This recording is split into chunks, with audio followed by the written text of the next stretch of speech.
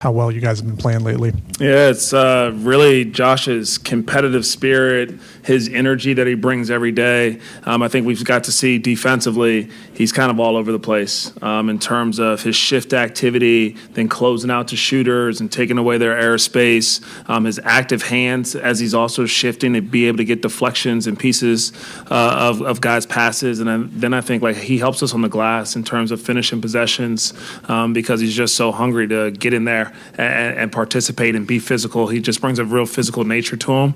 And then offensively, he's always great to have out on the floor because I think he really helps connect the rest of our group. He's a guy that just plays off the ball really well. He can catch and shoot.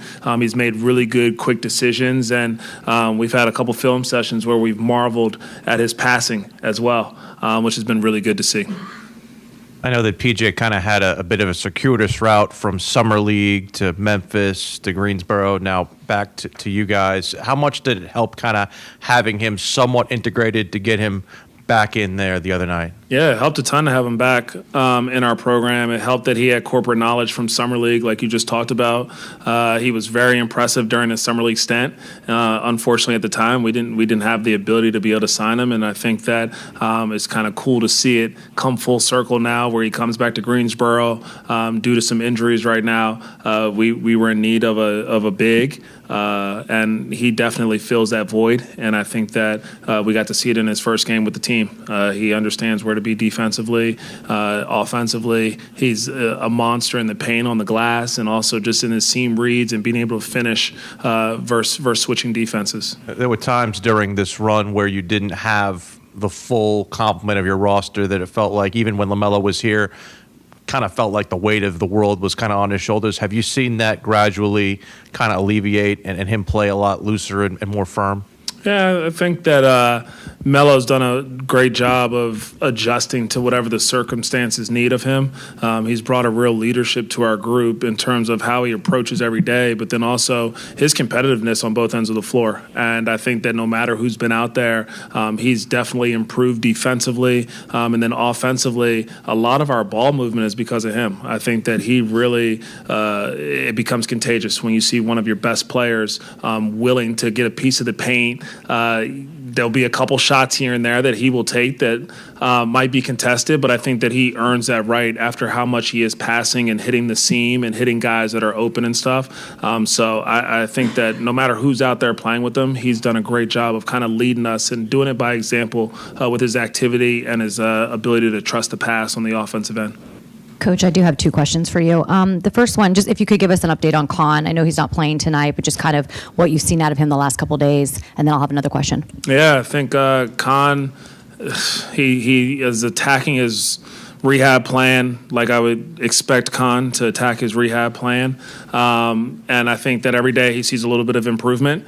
I think that the goal from our coaching staff and from our performance staff is just to take the approach like we would with anybody that's hurt, just a daily evaluation of where he is and where his symptoms are. And so I would say as of today, I think that he made good progress, and we'll kind of see how he shows up tomorrow. Awesome. PJ, he kind of really, and we've heard this from you so many times about the direct relationship with the Swarm, but he said the calls that he heard the other day were the calls he's heard all season. I'm wondering if you could just maybe pull back the curtain a little bit. Like, what are the communication between you and Coach Baker? How often, like when you guys implement something new, how do you have them implement it? I just think it's, he talked a lot about it. Yeah, well, it helps throughout the whole offseason. Coach Baker and his staff are in the gym with our staff the whole time.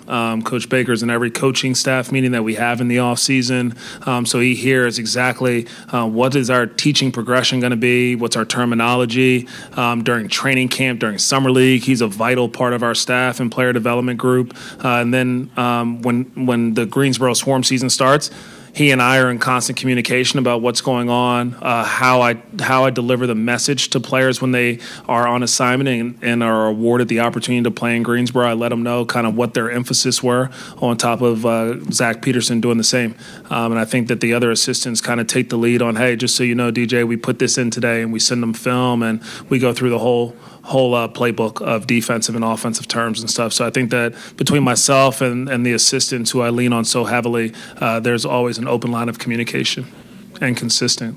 Going back to Khan, with him being out tonight, like, what do you guys miss most in terms of his production and everything, with him being not on the floor? Yeah, we will definitely miss his just overall competitiveness.